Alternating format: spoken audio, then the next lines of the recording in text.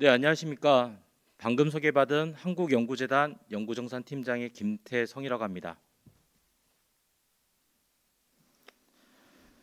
근본 연구비 관리 포럼에 대해서 제가 맡은 주제는 정부 지원 연구개발비 올바른 집행을 위한 권고 사항에 대해서 말씀드리도록 하겠습니다.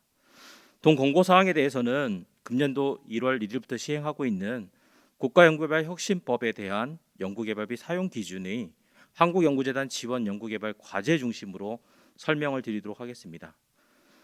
근본 발표되는 주요된 배경은 혁신법 하위 규정까지 포함해서 금년도 6월 말경에 배포된 혁신법 매뉴얼까지 총 페이지로 보게 되면 800여 페이지 정도입니다. 그래서 저희 연구재단 측에도 그동안은 지난 1월부터 현재까지 많은 질의가 많았습니다. 그래서 현재 혁신법을 사용하게 되는 연구자 그리고 연구 관리자분들이 쉽게 전달할 수 있도록 하고 있는 핵심 가이드를 여러분들께 배포해 드리고자 합니다. 이 내용에 대해서 주요 말씀을 드릴 거고요. 근본 포럼을 준비하면서 저희가 사전 질의사항을 받았습니다. 많은 분들이 많은 의견을 주셨는데요. 그 중에서 공통사항 위주로 근본 자리에서 말씀을 드리도록 하겠습니다. 발표 순서는 지난 3월 혹은 지난 9월경에 많은 연구 관리자분들 선생님께서 인사 발령 등을 통해 좀 교체가 되신 것 같습니다. 그로 인해서 간단한 국가연구개발 혁신법에 대한 개요에 대해서 간단하게 말씀을 드릴 거고요. 그리고 지금 저희 연구재단 측에서 전국대학 연구관리자 협의회와 공동으로 정부 지원 연구개발비 사용을 위한 공고사항을 현재 제정 마련 중에 있습니다. 이 내용을 말씀을 드릴 예정이고요. 그에 따른 항목별 세부 핵심 가이드를 설명드리겠습니다. 그리고 마지막으로는 사전 질의한 내용에 대해서 한 20여 가지 정도에 대한 Q&A에 대한 답변을 드리도록 하겠습니다. 첫 번째입니다. 혁신법에 대한 개요는 금년도 1월 1일부터 이 국가연구개발 사업을 적용하고 있는 연구개발비에 대한 적용 규정 법령이 제정이 되었습니다. 이로 인해서 연초부터 많은 혼란과 우려가 있었지만 정부 부처에서는 혁신법에 대한 설명 자료를 지난 2월경 그리고 혁신법 매뉴얼을 지난 6월 말경에 제정을 하여서 연구 현장에 안내가 되었습니다. 이 내용 중심으로 말씀을 드리겠습니다. 혁신법의 제정 취지는 많이 알고 계신 분도 있겠지만 전혀 모르시는 분들을 위해서 간단하게 짚고 넘어가겠습니다. 혁신법은 그동안에 개별 부처에서 R&D 사업에 적용되는 법령을 하나의 법으로 통합 체계화됐다라는 거로 이해해 주시면 될 것 같습니다. 쉽게 말씀을 드리면 종전에는 하나의 연구관리자 혹은 연구 책임자분이 여러 부처 연구 관리를 하시게 될 경우에는 각 개별법 혹은 개별 규정을 모두 다 보고 관리하셔야 되는 문제점이 있었습니다. 그로 인해서 지난 수십 년간 연구 현장에 많은 불편을 드렸는데요. 이 과학기술정보통신부에서는 금년도 1월 1일부터 국가연구개발 혁신법이라는 이 법령으로서 모든 국가연구개발 사업을 체계적으로 통합 체계화됐다라고 이해하시면 될 것 같습니다. 적용 범위와 경고 조치에 대해서 먼저 말씀을 다시 드리도록 하겠습니다. 이 혁신법은 이 정부가 법령에 근거해서 연구개발 위하여 예산 또는 기금을 지원하는 모든 사업을 정하고 있습니다. 법 제2조 1호에서 정하고 있는데요. 기존에는 국가연구개발 사업이라는 용어가 부처마다 이 구체적인 정의가 없었다라는 점을 명확하게 범위를 명시했습니다. 그리고 다른 법률과의 관계에서는 이 국가연구개발 혁신법은 이 우선적으로 적용하는 특별법적인 지위를 갖고 있습니다. 이로 인해서 법 9조부터 12조, 14조에서 15조는 다른 법률에서 적용하고 있으면 일부 사업은 적용이 가능하다라는 예외사항을 두고 있습니다. 경과 조치에 대해서 다시 설명을 드리도록 하겠습니다. 경과 조치는 국가연구개발 혁신법이 부책 제1조에서 따르시게 되면 1월 1일부터 신규 또는 계속 진행 중에 과제 모두 다 적용하는 것으로 적용되어 있습니다. 그로 인해서 가장 혼란이 컸었던 부분은 연구비 집행 및 정산, 그다음에 회수에 대한 기준이 그러면 계속 과제에 대해서 어떻게 적용하는지에 대한 부분으로 가장 많이 문의가 많았었는데요. 혁신법 매뉴얼과 설명 자료를 같이 보시게 되면 이 내용에 대해서는 크게 두 가지로 분류할 수 있을 것 같습니다. 총 5년짜리 과제인데 1월 1일 금년도 1월 1일 기준으로 종전의 연차 연구개발비가 끝난 케이스 같은 경우는 모두 다 사용 정산 회수 기준이 폐지가 됐다 하더라도 종전 규정을 따라 연차 정산을 하도록 되어 있고요. 나머지 기간에 대해서만 혁신법 적용을 모두 받고 단계 정산을 하도록 되어 있다. 근데 여기서 질문 들어온 사항 중에 하나는 이 단계 정산을 하게 되면 28년도부터 20년 포함해서 하느냐 아니냐라는 질문이 있는데요. 이 부분은 혁신법 적용받고 있는 이개년치에 대한 협약 금액과 사용 금액에 대해서만 정산과 사용을 하게 된다라고 이해하시면 될 것 같습니다. 그리고 두 번째 사례는 2021년 1월 1일 기준으로 계속 진행 중인 연차 과제도 존재합니다. 이럴 경우에는 사례 1과 유사하게 사용 기준만 작년 12월 31일까지 집행한 것만 종전 규정인 사용 기준을 따르고요. 그 이후부터 집행하는 것은 모두 다 혁신법을 따른다라고 이해하시면 될 것 같습니다. 종전 규정과 이 혁신법에서의 적용 규정에서는 상당히 이 단순하게 계산하는 식들이 많습니다. 직접비 사용 비율, 연구수당 사용 비율, 그다음에 간접비 사용 비율 등 이 계산식을 구하는 것들이 상당히 많은데요. 이 부분은 단계 정산을 하는 그 대상 기관이 해당이 된다라고 이해하시면 될 것 같습니다. 다음입니다. 다음은 정부 지원 연구개발비 올바른 사용을 위한 권고사항 개정안에 대해서 말씀을 드리도록 하겠습니다. 근본적인 문제점에 대해서 먼저 연구 현장의 문제점 말씀을 드리도록 하겠습니다. 종전과 유사하지만 금년도에는 더더욱이 1월 2일부터 국가연구개발혁신법 시행으로 인해서 저희 연구재단 같은 전문기관, 연구 현장 등에서는 혁신법 시행이 됐는데 조문 배열부터 많은 변화로 인해서 체감하는 정도가 상당했었습니다. 그래서 1월 1일부터 2월까지는 혁신법에 대한 다양한 사례들이 많이 발생했는데도 불구하고 명확한 유권에 대한 해석을 유선이나 홈페이지 등을 통해서 질의하는 건수가 저희 연구재단 측으로는 상당히 급증했었습니다. 그로 인해서 혁신법 시행으로 인해서 연구 현장과 전문기관이 혁신법 안착을 위해서는 부처의 소관부처인 과기정통부의 유권 해석이 유선과 홈페이지 통해 의존할 수밖에 없었습니다. 이로 인해서 이런 불편함을 최소화하기 위해서 저희는 많은 건의를 하였고 그 건의된 결과로서는 첫 번째는 혁신법 설명 자료라는 것을 급하게 지난 2월경에 과기정통부로부터 배포하도록 하였습니다. 그리고 두 번째는 지난 6월 말경에 전문기관과 같이 과기정통부에서 혁신법을 구체적으로 설명할 수 있는 매뉴얼을 공식적으로 6월 30일자로 연구 현장과 모든 전문기관에 배포하였습니다. 이로 인해서 저희가 지금 지난 6월경 그다음 6월까지 홈페이지나 질의된 내용을 좀 분석을 해봤더니 상당히 많은 공통된 질의사항도 많았었고요. 예상치 못하는 변수에 그다음에 규정이 상당히 빗받치 못하는 그런 것들도 상당히 많았습니다. 그래서 연구자분이나 연구관리자분들도 쉽게 이해할 수 있는 핵심 가이드가 필요하지 않냐라는 이슈를 저희는 도출하였습니다. 그래서 저희 연구재단에서는 그동안에 1월부터 6월까지 연구비 집행에 대한 Q&A를 혁신법 적용된 사안 위주로 심층 분석을 하였고요. 그리고 저희가 지난 19년도 하반기경에 전국대학 산학협력단장 협의회와 MOU 체결된 부분을 급하게 연장을 하여서 계속적으로 공동적으로 이행할 수 있도록 노력을 하였습니다. 그리고 연구 현장의 전문가로 있는 전국 산단 관리자 협의회 그 임원진들과 같이 공동으로 연구비 집행 원칙을 혁신법 규정으로 도출하도록 노력하여서 지금 바로 올바른 집행, 연구비 집행에 대한 10대 원칙과 그리고 비목별 핵심 가이드를 현재 개정 작업 중입니다. 조만간 연구 현장에 계신 여러분들께 그 개정 사항에 대해서 안내할 예정입니다. 그로 인해서 효과적인 부분은 법과 규정 그리고 말씀드린 혁신법 매뉴얼이 페이지 수랑 보게 되면 아직까지 좀 많습니다. 800여 페이지 정도 됩니다. 그런 부분들이 핵심 위주 집행 원칙을 한 30여 페이지 정도로 요약해서 여러분들께 안내해 드릴 겁니다. 그렇게 하게 되면 초보적인 문제 그리고 너무 바쁘신 업무로 인해서 규정을 많이 못 숙지한 분들도 하더라도 이 핵심 위주로만 먼저 습득하시고 세부적인 사안이 생겼을 경우에는 규정적인 검토를 하시면 되지 않을까라는 생각에 여러분들께 효과적인 내용을 전달하고자 노력하고 있습니다.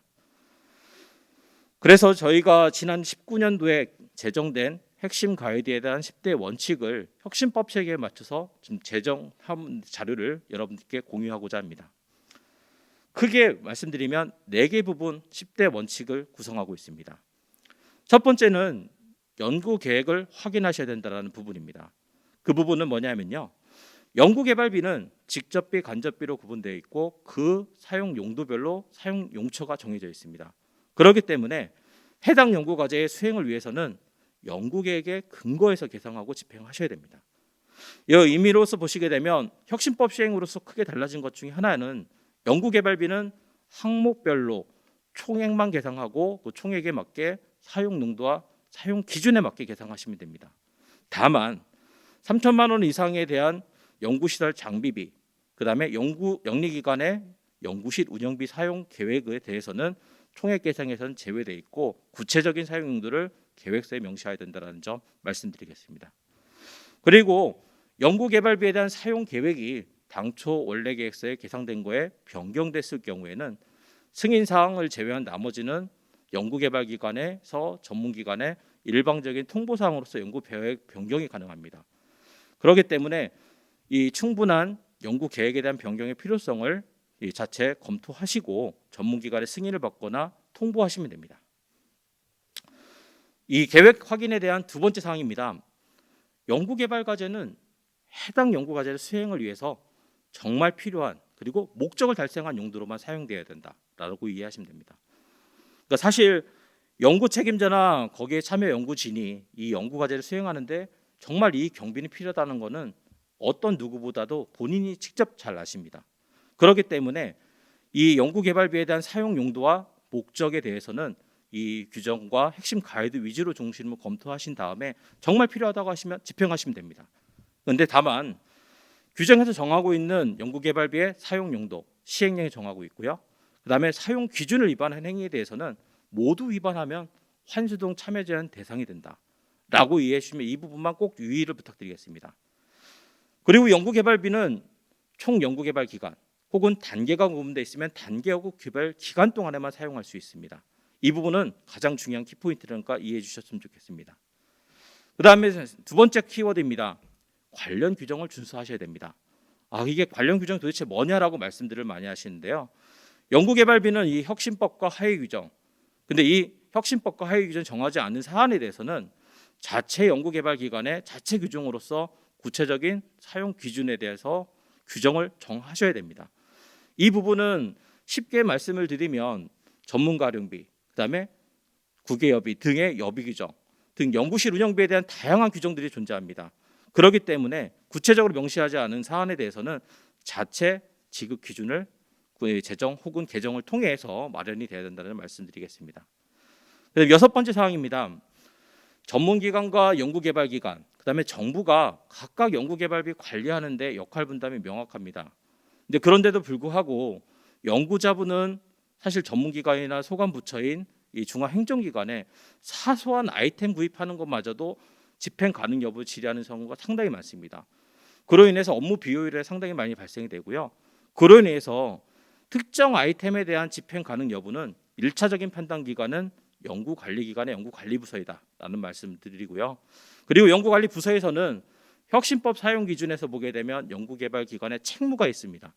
그렇기 때문에 연구의 자율성 등을 통해서 너무 지나치게 연구개발비에 대한 사용 기준을 해석하면 안 된다라는 조문이 있기 때문에 그 부분을 충분히 숙지하신 다음에 연구개발기관의 자격으로서 충분히 유권 해석 등을 해주셨으면 걸 당부드립니다. 그다음에 사용 내역 입증에 대해서 말씀을 드리겠습니다. 연구개발비에 대한 사용은 잘 아시겠지만 연구개발비는 통합이지바로 시스템 등을 통해서 발행되는 연구개발비의 카드 또는 계좌 이체 형태로서 모든 걸 사용이 되어야 된다는 점입니다. 그렇지만 다만 외국 물품의 수입 등을 통해 연구비 카드나 계좌 이체가 불가피하게 못하는 경우 분명히 존재합니다. 이런 경우는 특별한 그런 사유 등을 기재를 통해 이 지폐나 주화 등 현금으로서 사용은 일부 가능하다는 점 말씀드리겠습니다. 여덟 번째입니다. 여덟 번째는 모든 연구개발비를 사용하게 되면 증명자료 보관은 당연히 연구개발기관의 고유 의무라고 이해하시면 좋을 것 같습니다. 그렇기 때문에 연구개발비는 객관적인 연구개발비 집행에 대한 증명서류를 구비하고 증명하시고 보관하셔야 됩니다. 보관기간은 이 연구과제 종료 후 5년 동안 보관을 하도록 되어 있고요. 증명자료에 대한 형태와 이 다양한 예시는 혁신법 매뉴얼의 각 항목별 표에서 다 명시하고 있고요. 그거는 최소한의 구비 서류이니까요. 그거 위에 정말 필요하다고 하게 되면 그 위에도 보관은 가능하십니다.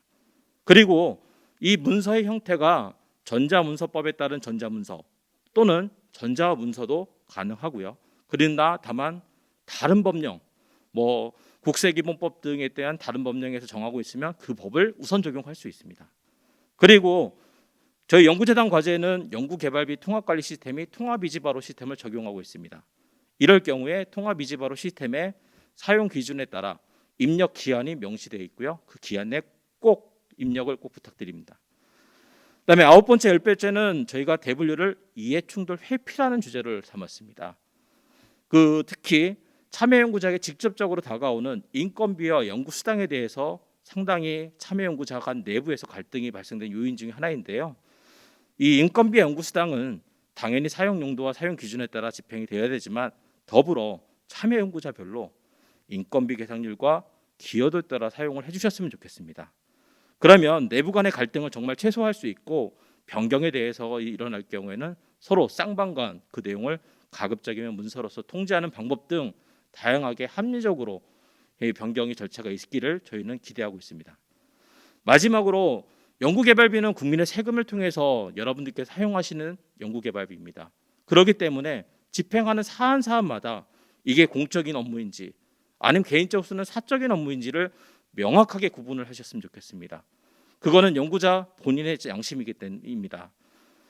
가급적 공무이기 때문에 혹은 사무이기 때문에 그 경계가 모호하다는 이유 하나로 다른 사람들에게 오해 소지가 발생될 여지가 있기 때문에 그거는 명확하게 구분했으면 좋겠다라는 말씀입니다.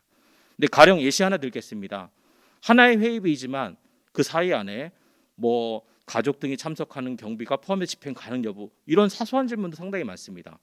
근데 그 가족이 개인적인 용무인지 아닌지는 그 연구자 개인이 잘 아십니다. 그렇기 때문에 공무의 비용과 사적인 비용에 대해서는 엄격하게 분리해야 된다라는 점은 꼭 명심해 주셨으면 좋겠습니다.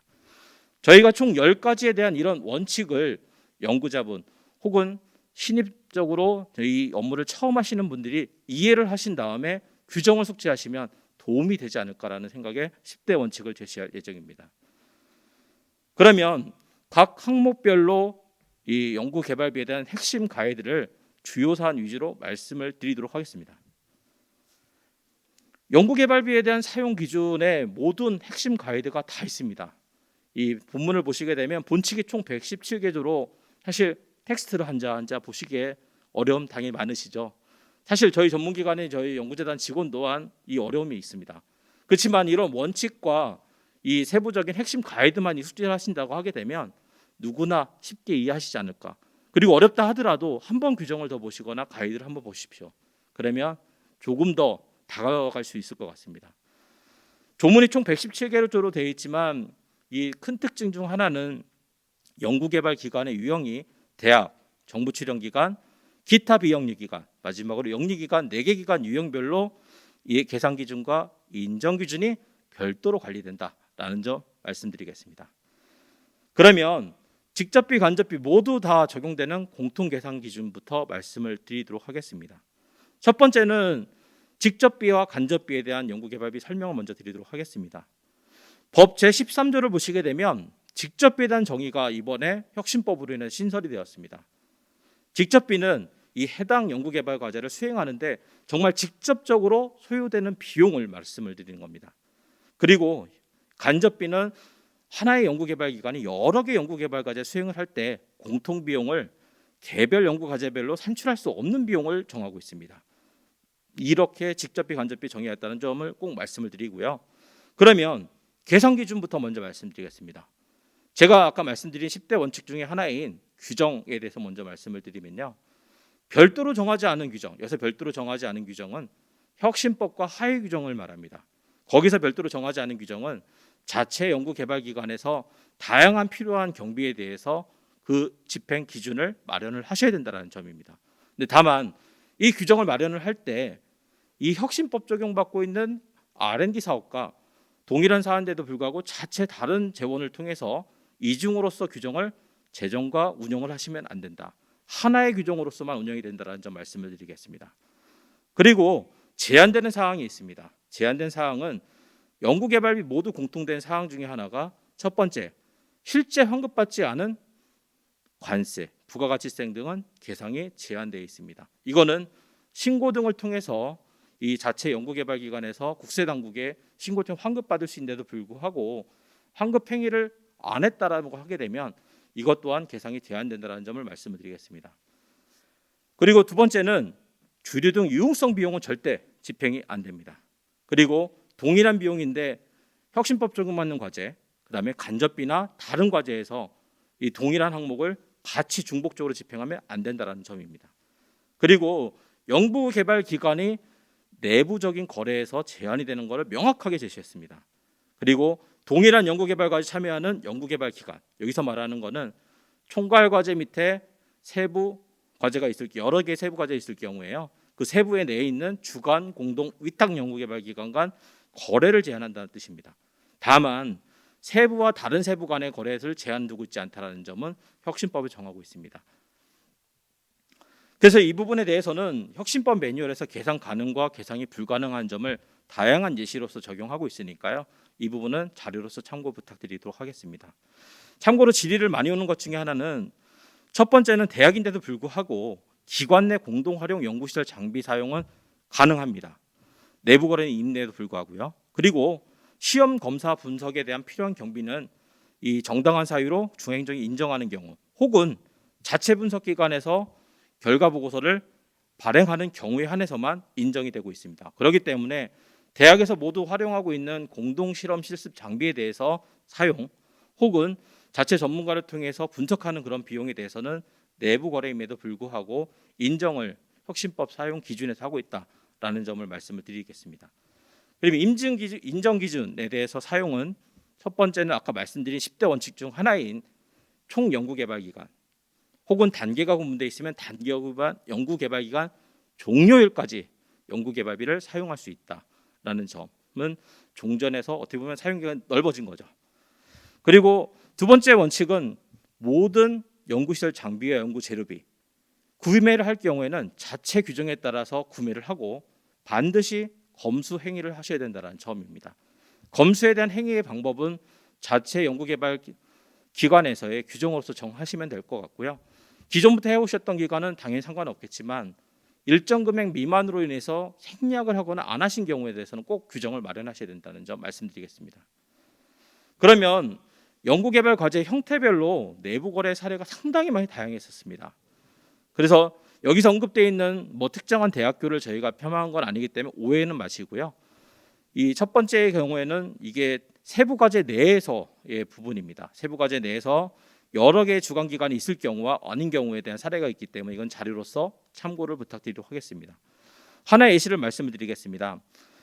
3주간 과제가 연세대학교 교수님인데 다른 동일한 대학교의 다른 교수님께 위탁 과제를 종전에는 된다는 규정이 명확하지가 않았습니다. 그렇기 때문에 저희 연구재단에는 혁신법 시행 이전에는 이 위탁과제 연구기관을 수행하니 가능하다는 해석도 한 적이 있었기 때문에 가능했지만 현재는 동일한 기관 내에 이것 또한 내부 거래에 해당이 되기 때문에 동일 기관의 위탁과제를 수행을 불가능하다라고 해석을 하실 수 있습니다. 동일 연구개발기관은 동일한 법인 여부로 지금 현재 판단을 하고 있습니다. 그러면 인건비부터 저희가 간접비까지 하나씩 설명을 드리도록 하겠습니다. 핵심 가이드 위주로 먼저 말씀드리니까요. 참고해 주시면 좋을 것 같습니다. 사용 용도는 잘 아시다시피 참여 연구자에게 지급하는 인건비, 그 다음에 2019년 9월부터 시행하고 있는 연구 근접 지원에게 지원하는 인건비. 여기서 연구 근접 지원 인력은 비영리기관의 연구부서에 소속되어 있는 자에게 대해 해석을 하게 됩니다. 그리고 마지막으로 이 두 대상자에게 지급하는 사대보험 기간부담과 퇴직급여 충당금이 인건비의 사용 용도가 됩니다. 그러면 특히 대학에 대해서 사용 기준에 대해서 말씀을 드리겠습니다. 현금 계상이 가능한 부분은 혁신법 사용 기준 39조부터 65조에 각각 가능 여부를 명시하고 있습니다. 교원은 현재 현금 계상이 가능한 게 아니고 제외되어 있습니다. 이럴 경우에는 종전과 똑같이 미지급 인건비나 현물 계상이 가능합니다. 참고로 이 현물은 이 비영리기관은 해당이 아마 안 되실 것 같고요. 이 영리기관만 현물 계상이 가능하실 것 같습니다. 그리고 종전과 달라졌던 부분이 계상률입니다. 계상률은 총 인건비 계상률은 정부 출연 기관과 전문 연구소에 대해서는 연 평균 130% 이내, 나머지 기관은 월 단위로 100% 이내로 관리하도록 해놨습니다. 그러면 총 인건비 계상률에 대한 질문을 아직까지 많이 좀 이해를 못하시는 부분이 뭐냐면은 우선은 적용에 대한 범위에 대한, 그다음에 해석에 대한 부분을 아직까지 미숙지하신 분이 좀 많으신 것 같습니다. 총 인건비 계상률의 정의는 인건비 현금을 계상하는 율, 인건비 계상률, 그다음에 학생 인건비 계상률, 그다음에 통합관리 지정기관은 학생 인건비 지급률, 그리고 마지막으로 미지급 인건비 계상률로 합의 월 단위 대학과 기타 비영리 기관, 그다음에 정부 출연 기관을 나머지 대회에서는 월 단위 100%까지 관리해야 됩니다. 여기에서 이제 대상의 모수가 들어가는 값이 종전과 좀 달라졌습니다. 종전에는 참여율이라는 정의로 인해서 인건비 계상률 또는 실제 과제를 참여하는 정도로서 연구 현장에 오히려 혼란이 있었던 부분의 개념이 현재는 순수하게 이 과제에서 얼마의 인건비를 지급할 건지 혹은 연구 수당을 얼마나 계상할 건지 활용할 취지 목적으로 인건비 계상률로 변경이 되었고요. 두 번째는 종전에는 참여율의 범위에 기관에서 부담하는 사대본 기관부담금, 퇴직급 배충당금이 포함되어 있었는데 현재는 제외되어 있다라는 점입니다. 그러면 인건비 관련된 규정에 대해서 말씀드리겠습니다. 우선 동일 기관에 있었던 참여 연구자에 대해서는 근로기준법 등 자체 규정을 따라야 된다. 그리고 연구 참여자가 이 소속 기관이 소속되지 않은 경우에는 소속 타기관 소속인 경우에는 원래 소속된 기관의 자체 규정, 혹은 소속도 아예 없으신 개인 사업자나 강사 등을 포함해서는 연구 참여 확약서에 명시된 기준으로서 연구개발 기관이 지급하시면 됩니다. 그리고 연구 근접 지원 인력은 자체 연구개발 기관의 자체 규정에 따라 하시면 됩니다. 다만 연구개발 기관의 연구 근접 지원 인력 인건비에 적용 대상은 비영리기관 연구부서에 소속된 사람만 한다. 이거 이해해 주시면 될 것 같습니다. 참고로 이 직접비에서 집행하는 경우는 연구 근접 지원 인력에 대한 인건비이고요. 이게 연구부서가 아닌 경우에는 종전과 똑같이 간접비에 있는 연구 지원 인력에 대한 인건비로 이해하시면 될 것 같습니다. 근접이 차이가 좀 있습니다. 이건 자료로서 참고를 부탁드리도록 하겠습니다. 그러면 인건비에 대한 계상에 지금 혁신법에 적용받게 되면서 인문사회 학술지원사업 또한 혁신법의 사용 기준을 적용받게 됩니다. 그래서 인문사회의 특성을 반영해서 혁시에 별표 7에서 학술지원사업만 일부 사항에 대해서 특례 사항이 마련되어 있습니다. 그 중에서 제한된 규정을 말씀드리겠습니다.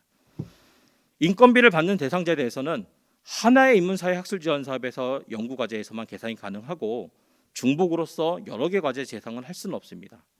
그리고 두 번째는 인건비를 제외한 직접비 총액의 20% 범위 내에 직접비를 인건비로 전용이 가능하고요. 반대인 경우는 전용이 불가능합니다. 그런데 다만 인건비를 직접비로 전용이 사용 가능한 경우는 전인경으로 임명되는 경우 등 중앙행정기관의 승인을 등하는 경우에만 가능하다는 점 말씀드리겠습니다. 그리고 종전의 연구 근접 지원 인력에 대한 인건비, 즉 직접비 내에 있는 인건비를 사용한 연구 지원 인력에 대한 인건비는 이 혁신법을 적용받고 있는 인문사회 학술 지원 사업은 직접비에서 인건비 계상이 불가능하도록 제한이 되어 있습니다. 참고 부탁드리겠습니다. 다음은 학생 인건비입니다. 학생 인건비는 인건비와 유사하지만 학생 연구자에게 지급하는 인건비. 근로계약 체결하는 경우에 대해서는 사대보험, 본인부담까지 포함합니다. 그래서 여기서 사용 기준은 당연히 똑같이 월 인건비 계상률을 100% 이내로 관리한다. 또 특이점은 혁신법 시행으로 인해서 고등교육 재정 지원 사업, BK 사업 등, 그다음에 인문사 학술 지원 사업 등에서 받는 인건비와 장학금, 직장 가입자가 아닌 강사, 단기 근로소득 등에 대해서는 총 인건비 계상률에서 제외한다. 그러니까 얼마를 받다 하더라도 이 혁신법 받고 있는 적용받고 있는 연구과제에서는 인건비를 추가 지급이 가능하다는 이렇게 해석을 하시면 될 것 같습니다. 두 번째 특징의 핵심 가이드는 확약서를 작성을 하셔야 된다는 점입니다.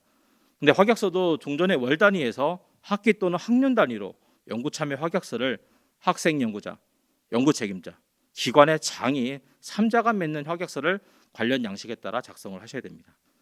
그리고 계산 기준은 월 기준에 따라 과정생별로 100만 원부터 250만 원 이상으로 상한 금액은 대학 자율이 결정하도록 되어 있습니다. 그리고 학생 연구자가 있는 모든 연구개발기관은 학생 연구자 지원 규정을 마련을 하시고 그거를 홈페이지에 게시하도록 되어 있습니다. 그래서 그 참고를 부탁드리고요. 계상률은 학생 연구자는 학생 인건비 계상한 다음에 국가 연구개발 사업에 참여가 가능하다라는 점 말씀드리겠습니다. 이 부분은 학생 연구자, 특히 풀타임 학생들 같은 경우에는 가급적이면 인건비 계상률이 100%가 해당 월이 될 경우에 또 해서 연구개발 과제 참여를 유도를 하고요. 다만 직장 가입자 등 다른 소득이 있으신 분에 대해서는 인건비 계상률 없이 연구개발 과제 참여가 가능하다라는 점 말씀을 드리겠습니다. 그러면 학생 인건비에 대한 인문사 학술 지원 사업 특례에 적용받고 있는 부분은 우선 계산 기준이 다릅니다. 학생 인건비는 아까는 해당하는 과정생별로 특정한 금액의 이상으로 되어 있지만 지금은 이내로 되어 있다는 점. 그리고 학생 인건비 통합관리 제도가 인문사 학술 지원 사업에서는 정부 출연 기관과 특정 연구기관만 제외하고는 적용이 안 된다는 점. 그리고 다수의 인문사 학술 지원 사업 연구개발 과제에서 계산 기준 범위 내에서 계상이 가능하다는 점 말씀을 드리겠습니다.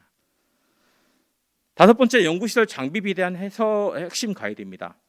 첫 번째는 원칙이 부가세 포함해서 건별 3천만 원 이상의 연구 장비를 구입할 경우에는 3천만 원과 1억 원 미만은 전문기관, 1억 원 이상이 될 경우는 엠팩의 국가연구시설 장비심의위원회 심의 결과에 따라 심의를 득한 경우만 인정을 받을 경우에만 구입이 가능하다. 그리고 가급적이면 사전에 공동 장비를 활용할 수 있는지 여부를 엠팩인지 제우스 시스템 통해서 활용 여부를 확인하신 다음에 공동 활용 시설 장비가 있으시면 가급적이면 별도의 신규 구입보다는 활용 장비를 활용해서 그 금액을 최소한 절감하시는 것을 권고해 드립니다. 그리고 도입 기한입니다. 도입 기한은 각 상황별로 연구시설 장비비에 대한 구입 기한을 준수하도록 규정되어 있습니다. 대원칙은 단계로 구분되어 있을 경우는 단계 종료 연구기간 2개월 전, 단계 구분이 없으면 최종 종료 2개월 전에까지 구입을 하도록 되어 있고요. 근데 다만 작년부터 이슈가 되고 있는 코로나19 등 재난재해 등 중대한 사유가 발생될 경우에는 최종 종료 1개월 전까지, 여기 단계가 있으면 단계 종료 1개월 전입니다. 그리고 연구시설 장비 구축 과제는 종료일까지 구입이 가능한데 다만 여기에서 인정사항은 중앙행정기관이 인정을 받을 경우에 한해서만 하도록 되어 있습니다. 그리고 계약 등의 행위들을 이 연구시설 장비를 도입하면서 있는데요.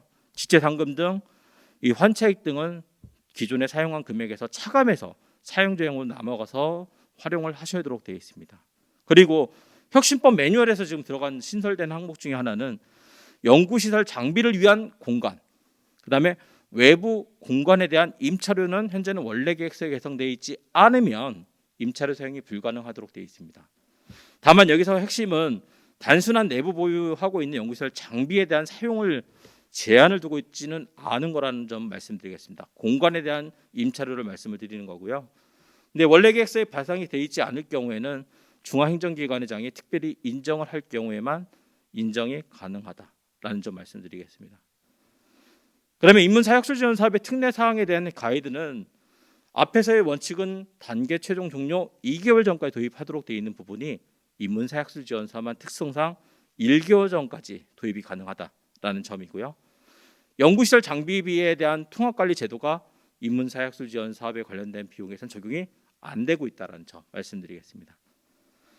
나머지는 연구 재료비입니다. 연구 재료비는 사실상 크게 이슈가 되어 있지 않지만 강조드리고 싶은 부분은 구매, 물품 등에 대해서는 반드시 검수가 하셔야 된다는 점입니다.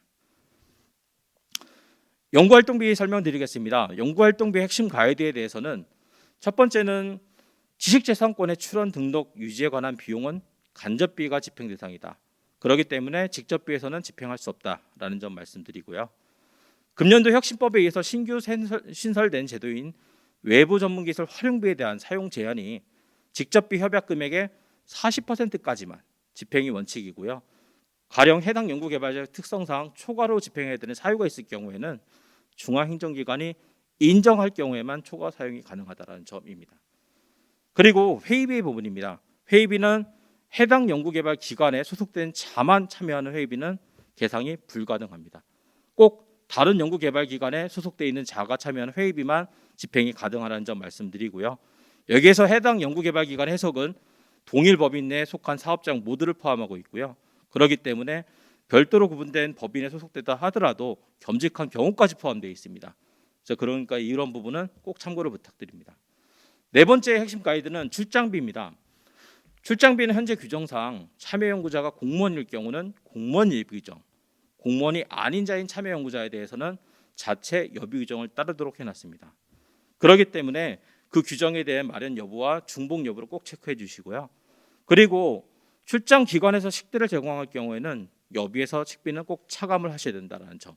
그리고 국외 출장의 경우에는 사전에 출장 계획서와 출장 결과 보고서를 반드시 구비하셔야 되고 통합이지 발효 시스템 해당 정보를 입력하셔야 되는 점 숙지를 해주시기 바랍니다. 그다음에 소프트웨어 활용비입니다. 그래서 소프트웨어 활용비는 사무용 소프트웨어 활용비가 아니고요.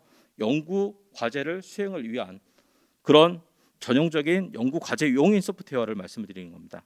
그거는 똑같이 연구실 장비와 동일하게 도입 기한이 2개월 전 혹은 긴급 상황 시는 1개월 전까지 계상이 가능하다라는 점 말씀드리겠습니다.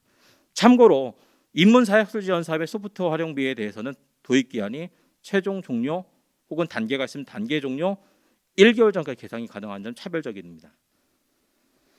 그다음에 연구 인력에 대한 지원비, 그다음에 연구 인력 지원비에 대해서는 종신학회비 등 개인성 경비, 그다음에 과제 무관한 학회 참가비 등은 계상이 불가능하다는 점 말씀을 드립니다. 그리고 연구실 운영비에 대해서는 연구실 운영비에 대한 사용 용도와 사용 기준을 구체적으로 자체 규정을 마련하신 다음에 사용하도록 되어 있습니다. 그리고 논문 계절에 대해서 말씀드리겠습니다. 논문 계절은 지원기관 사사 표기에 상관없이 연구개발 과제에 직접 관련이 될 경우 사용이 가능하다. 그리고 연회비에 대해서 마지막 말씀을 드리면 연회비가 1년 후 통상적으로 지급을 하도록 되어 있는데요. 연구개발 기간에 전후 포함된 모든 기간을 다 인정하고 있다라는 점 말씀드리겠습니다. 그리고 마지막으로 전문가 활용비는 비영리 기관은 특히 해당 연구개발 기간 내 동일 부서에 소속된 자가 아닌, 그래서 최소 단위이면은 이 대학 같은 경우는 연구실 랩실 단위까지 가능하다라는 점, 거기에 동일하게 소속되지 않은 사람에게만 전문가 활용비가 집행이 가능하다는 점 말씀드리겠습니다. 연구수당에 대한 핵심 가이드에 대한 설명을 드리겠습니다. 우선 원칙은 수정인건비의 20% 이내만 계상하도록 되어 있고 협약 체결 당시에 원래 계획서의 연구수당 금액보다 증액은 불가능하도록 되어 있습니다. 그렇기 때문에 충분히 연구개발계획서 협약 당시에 계상에 대한 금액을 적정성 여부를 사전에 꼭 검토해 주시기 바랍니다. 그리고 입력사항에 대해서는 미지급 인건비 등을 포함해서 해당 회계연도 종료일까지 꼭 통합이지 발효에 입력을 하셔야 됩니다.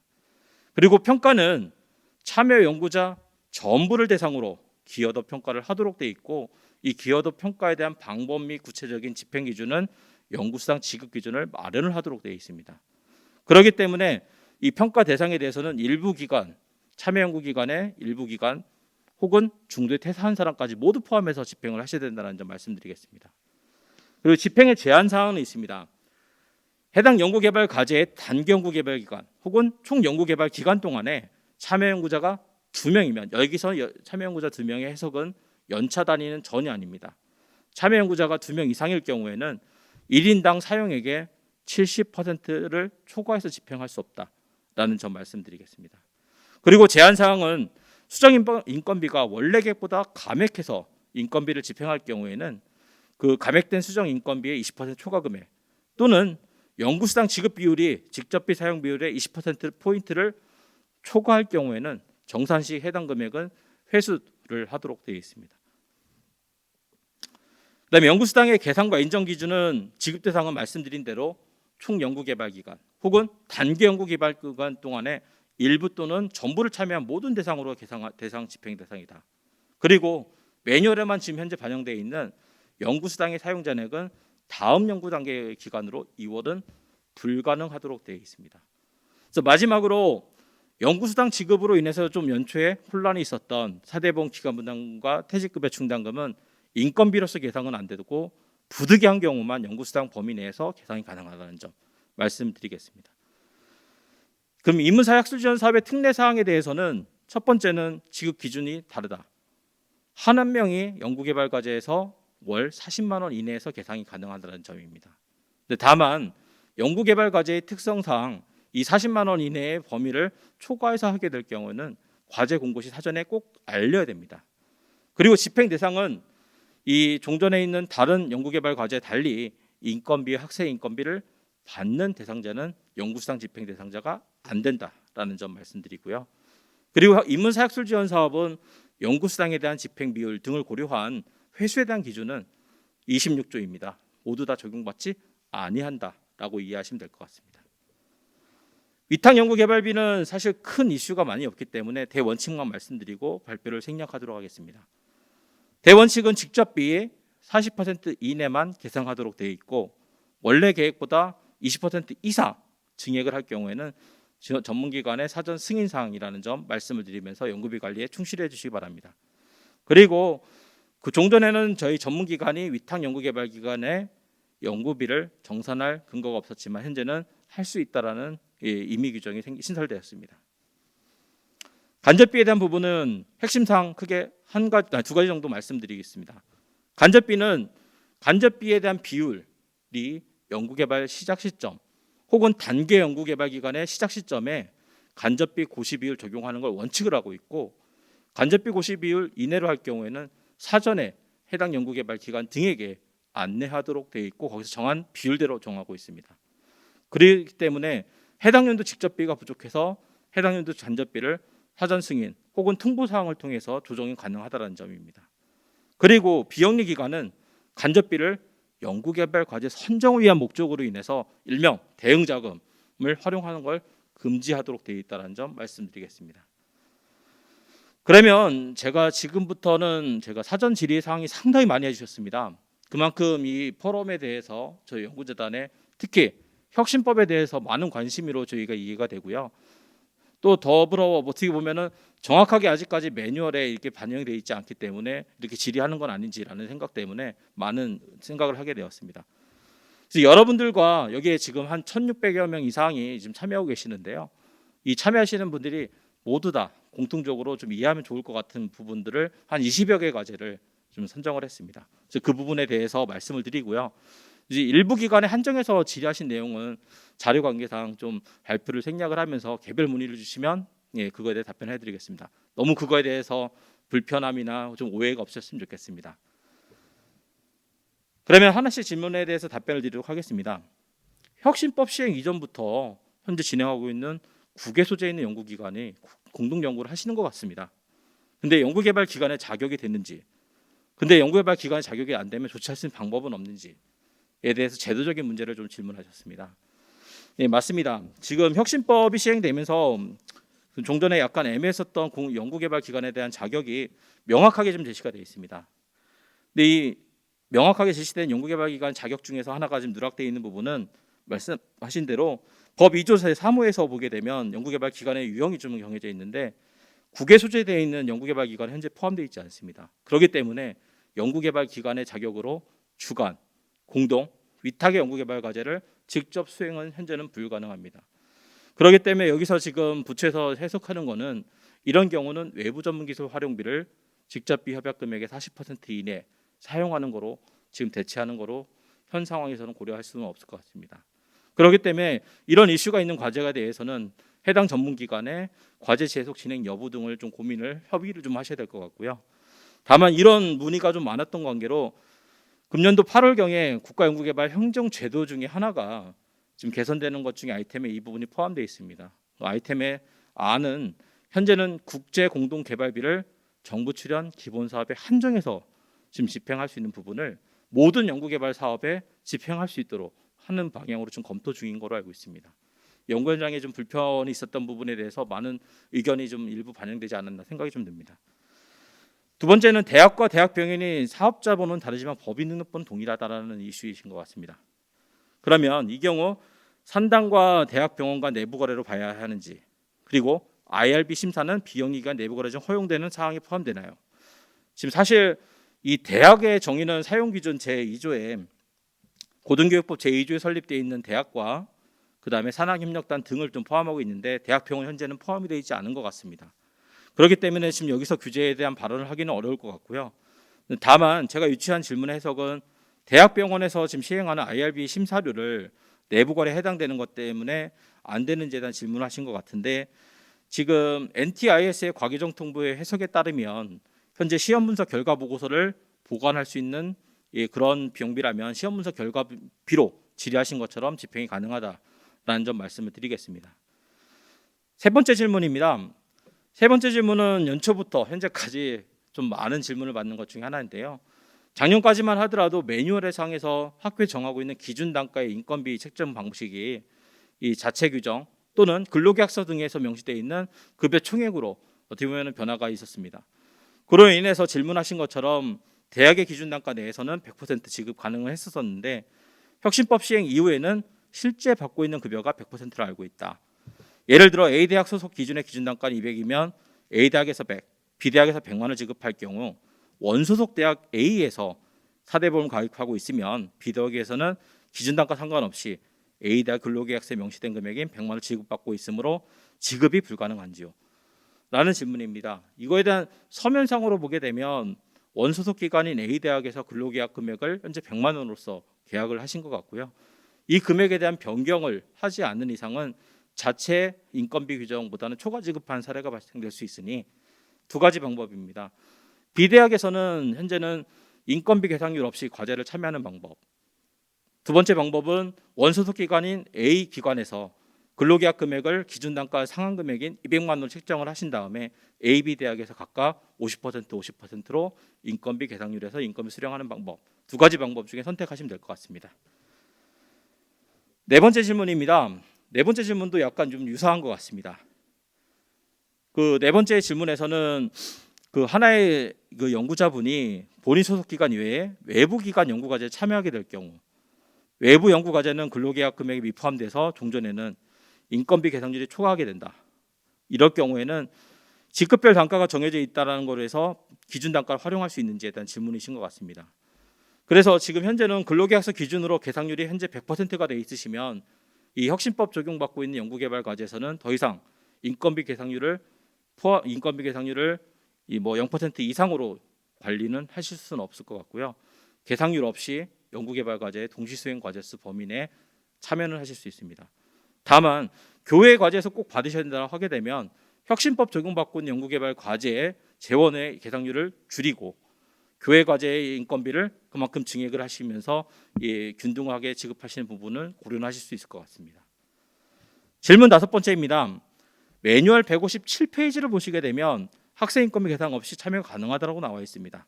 학생 인건비는 인건비 계상률 0%로 연구과제 참여 가능한가요? 아니면 기존처럼 참여가 가능하지가 않다라게 되면 직장인 등 일부 타소득이 있는 사람만 미지급이 가능한지요? 라는 질문입니다. 근본적인 취지는 풀타임인 학생인 학생 연구자에 대해서는 가급적이면 인건비를 계상을 해서 연구과제 참여하는 것을 정부에서는 권고하고 있습니다. 그렇기 때문에 직장인 학생들 타속이 있는 경우에 대해서는 별도의 인건비 계상 없이 과제를 동시수행 과제수 범위 내에서 참여를 하실 수 있는 거로 이해하시면 될 것 같고요. 그렇기 때문에 학생 연구자인 풀타임 학생은 미지급 인건비라는 건 있을 수가 없지 않을까요? 라는 생각이 듭니다. 다음에 여섯 번째 질문입니다. 여섯 번째 질문은 지난 9월경에 이제 국가연구혁신법을 과기정통부에서 블로그 통해서 아마 홍보를 하신 것 같아요. 거기에서 이 제도 개선 안 중에 하나가 이제 내년부터 논문 개조를 인문사 학술 지원 사업처럼 종료 후 2년까지 사용 가능하다라는 부분 안내를 받으신 것 같습니다. 그러면 21년도 종료되는 연구 과제부터 적용되는지 언제부터 적용되는지에 대한 질문인데요. 현재 지난 8월 30일경에 과학기술정보통신부에서는 국가과학기술자문위원회에서 통해서 지금 8월 31일경에 행정제도 개선안에 여러 가지 아이템 중에 하나를 채택을 했습니다. 그래서 하반기에 관련된 규정을 좀 재개정을 좀 하고 있고요. 개정이 되면서 적용되는 시점도 그 부칙 등을 통해서 안내가 되지 않을까 생각이 듭니다. 그렇기 때문에 지금은 어느 과제부터 적용되는지 여부는 확인된 바는 없습니다. 참고해 주시고 나중에 규정 개정을 통해서 확인해 주셨으면 좋겠습니다. 똑같은 일곱 번째 질문도 똑같습니다. 인문사 학술 지원 사업의 이슈인 것처럼 이 학생 연구자가 타 대학 소속일 경우에 학생 인건비와 인건비 즉 선택 가능하도록 되어 있는 부분이 선택하도록 되어 있습니다. 이건 또한 이 국가과학기술 자문회 심의 내용 중에 하나이기 때문에 규정 개정 사항으로서 확인하셔야 될 부분입니다. 여덟 번째 사항입니다. 연구수당은 현재는 증액할 수 없는 걸 알고 있습니다. 그런데 인문사 학술 지원 사업은 26조가 배제된다고 했으면 이 연구수당 증액 가능한지요라는 부분입니다. 증액 가능합니다. 다만 사유가 참여 연구자가 신규로 추가될 경우, 그다음에 참여 연구자가 전임 교수 임명될 경우 등 합리적인 타당성이 분명히 있으셔야 될 것 같습니다. 그리고 아홉 번째 질문입니다. 아홉 번째는 그 연구환경 유지비의 연구실 부분에 대한 질문인데요. 공기청정기, 냉난방기 등 연구자가 수행할 경우에 연구환경 유지를 구입이 불가능한가요라는 부분입니다. 과기정통부의 유권 해석을 NTIS에 질의한 거에 좀 답변을 한 거 내용을 보게 되면 개인 오피스에 대한 정의를 단순하게 이 연구실의 운영에 필요한 뭐 공기청정기, 냉난방기 등 특별한 이유 없이 사는 거에 대한 좀 제한을 두고 있습니다. 이 해당한 연구과제 수행을 위해서 정말 필요한 공기청정기에 대한 예시는 이 연구실 안에 먼지 등이 있어서 연구과제 수행에 좀 제한을 두고 있는 부분을 좀 제한되고 있기 때문에 NTIS 질의에 대한 답변을 확인하시면 좋을 것 같습니다. 그 여러 가지 질문 중에 하나 있는데요. 그곳에 필요한 거 위주로 먼저 말씀드리겠습니다. 그다음에 사용 기준 10번째 질문에서는 그 소프트웨어 사용 기간이 연구 개발 기간을 초과하더라도 최소 단위임을 입증하게 되면 일부를 인정할 수 있나요? 현재 예, 그렇습니다. 다만 해당하는 사용료에 대한 계약 기간이 최소 기간, 그래서 최소 기간이면 사용료가 일회용으로 있고 1개월, 1년, 연구 여러 가지가 있습니다. 그래서 이 사용 기간이 최소임을 입증할 수 있는 자료를 통해 그 기간에 해당하는 경우만 인정할 수 있다라고 이해하시면 될 것 같습니다. 그리고 교육부 집행 시 강의 수행 기간하고 최종 종료 단계 기간이 좀 불일치할 경우에 연구개발 기간 내 강의가 종료되면 사용 가능한, 당연히 집행 가능할 거로 판단됩니다. 그다음 12번째입니다. 외부 전문기술 활용비의 40% 초과 사용 여부에 중앙행정기가 인정방부에 진리를 하셨는데요. 다양하게 규정해서 보게 되면 인정 여부를 판단하는 다양한 사례가 있습니다. 인정 방법은 전문기관에 공문으로서 요청해서 승인을 받는 방법, 두 번째는 규정을 통해서 모두 다 적용받는 방법, 혹은 공고시에 모든 걸 적용하기 위해서 공고시 알리는 방법 등 세 가지 방법을 이해하시면 될 것 같고요. 마지막에 두 번째 사항에 해당하지 않으면 모두 다 서면으로서 전문기관에 요청을 하시고 거기에 승인 여부를 판단하신 다음에 집행하셔야 될 것 같습니다. 질문 13번째는 연구재단은 종전에 5%에 의하는 샘플 정산인 정밀정산을 하고 있는데 혁신법 적용을 바꾸면서 모든 과제를 정산을 하게 되었나요? 네, 그렇습니다. 현재는 부처 상위에서 시행령에서 중앙행정기관 인정 여부를 판단하는 방법으로서 일부 그거를 검토 중에는 있습니다. 14번째입니다. 참여연구자의 4대보험 기간부담금은 간접비 사용이 현재 불가능하도록 되어 있습니다. 그거는 올해 혁신법 적용으로 인해서 직접비, 간접비의 사용 정의가 명확하게 해졌기 때문에, 그래서 연구기간 종료 발생된 경우라 하더라도 집행이 불가능한 것으로 알고 있습니다. 네, 그렇게 지금 현재 해석하고 있습니다. 과기정통부에 건의하는데 현재 논의되는 게 있는지요? 현재 이 부분에 대한 이슈가 좀 다양하게 발생되는 것으로 인해서 과기정통부에서도 어떻게 이 부분을 개선을 해야 될지는 검토는 중에 있습니다. 이 부분 정도까지 말씀을 드릴 수 있을 것 같고요. 15번째는 외부 전문기술 활용비에 그 비영리기관의 전문가 활용비 사례에 대해서 좀 질의를 하셨습니다. 약간 혼란이 있으신 것 같은데요.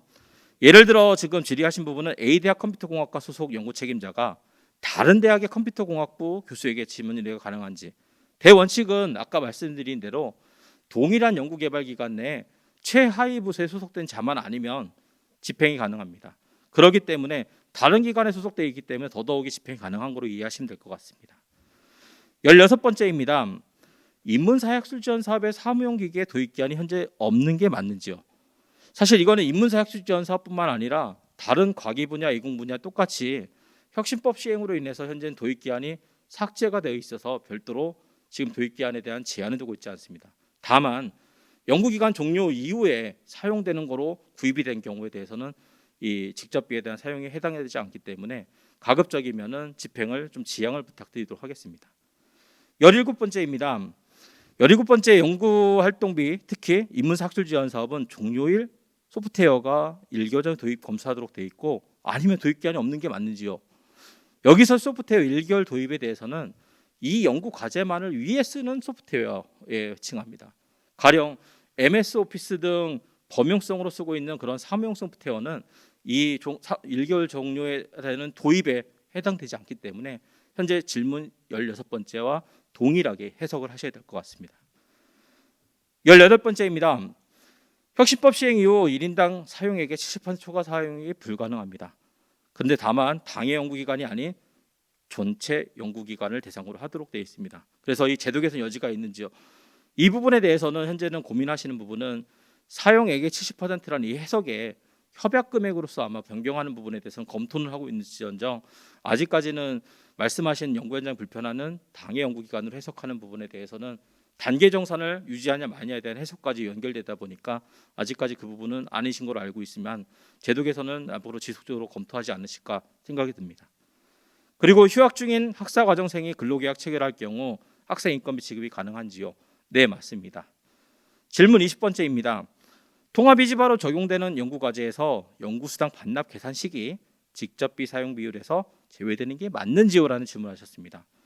이 부분은 19년도 9월 이후에 생긴 제도로서 이 매년 아니면 매 집행하는 시기마다 이 사용 비율이 있어야지만 연동되다 보니까 이 직접비 사용 비율에서는 연구수당의 협약금액, 사용금액이 제외되고 계산하셔야 됩니다. 그다음 21번입니다. 미지급 인건비 관련해서 이 연구개발비라고 되어 있는 이 부분은 혁신법 적용받는 사업만 말하는지요? 네, 맞습니다. 연구개발 과제와 연구개발비는 혁신법 적용받고 있는 모든 연구개발 과제와 연구개발비를 칭하고요. 그 적용받지 않은 부분에 대해서만 미지급 인건비가 가능하다라고 이해하시면 될 것 같습니다. 그다음에 22번째입니다. 22번째는 아까 제가 처음에 말씀드린 경과 조치에 대한 부분에 대한 질의입니다. 이 질의하신 것처럼 1월 1일 기준으로 진행 중인 계속 과제가 있으신데 1년 차가 20년부터 21년 2월, 2년 차가 21년 3월부터 차년도 2월 28일까지 포함하는 금액 모두를 포함하는지요? 아니면 1차 년도를 제외하고 포함하는지요? 라는 질문입니다. 사용 금액과 모든 포함할 때는 단계 정산 대상 기간을 모두 포함하기 때문에 1차 년도 협약 금액과 1차 년도, 2차 년도 모두의 협약 금액과 사용 금액을 포함해서 계산을 하셔야 된다는 점 말씀을 드리도록 하겠습니다. 마지막입니다. 비영리 기관 후 원래 계획서에 계상하지 않았는데 기관 내 공동 연구시설 장비 사용에 필요한 비용에 대해서 집행 가능한지요? 이 부분은 연구개발비 공통 사용 기준에 있는 부분에 있는 내용처럼 별도의 승인 사항이 아니고 집행이 가능하십니다. 그렇기 때문에 원래 계획서 없이 사용은 가능하시고요. 다만 원래 계획서에 계상해야지만 집행할 수 있는 부분은 해당하는 경비 지급 금액이 건당 3천만 원 이상일 경우에는 원래 계획서 계상을 하셔야 된다는 점, 그리고 그 금액과 초과해서 집행을 하셔야 된다고 하게 되면 변경 승인도 하셔야 된다는 점 말씀을 드리도록 하겠습니다. 우선 오늘 포럼에 다양한 주제가 준비되어 있습니다. 그럼으로 인해서 여러분들께 너무 빠른 진행이 하셨던 것도 없지 않아 있는데요. 그런 부분 너그럽게 이해하실 수 있을 것 해주시기를 빌고요. 저희가 전국 산당 관리자 협의회와 똑같이 혁신법으로 인해서 다양한 이슈를 발굴하였습니다.